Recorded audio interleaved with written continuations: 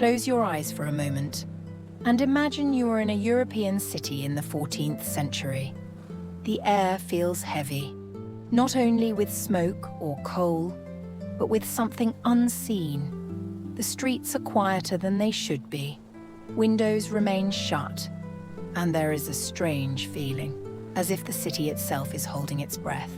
You don't know it yet, but something has already begun. It begins with discomfort, an unusual fatigue, a strange heat beneath the skin, a painful swelling with no explanation. People whisper. No one understands. Some say it is punishment, others blame the air.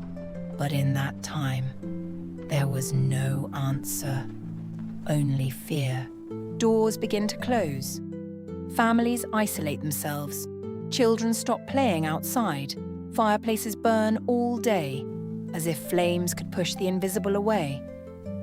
Inside the houses, silence grows heavy. Someone coughs.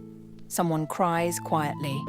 And everyone knows, at any moment, it could be them. Soon the inevitable happens. The streets are no longer just silent. They become ongoing funerals. Carts move slowly, bodies covered in simple cloth.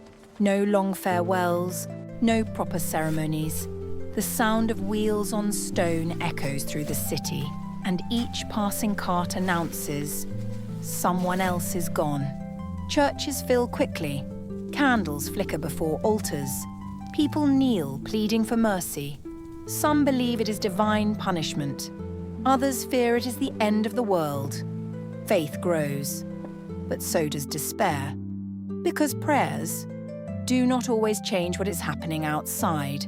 Trade collapses, markets empty, fields are left untended.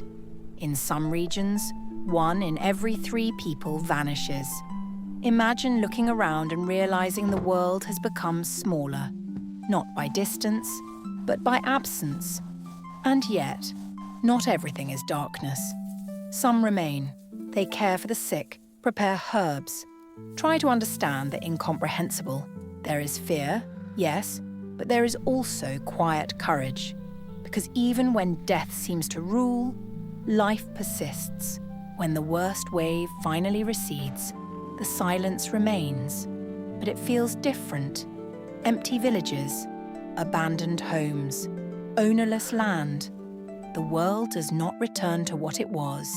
It changes, and those who survive carry forever the memory of having lived in a time when the invisible prevailed, for a while.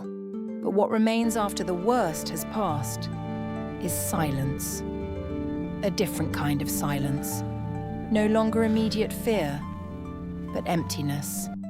Houses still stand, yet no voices live inside them. Tools rest where they were left.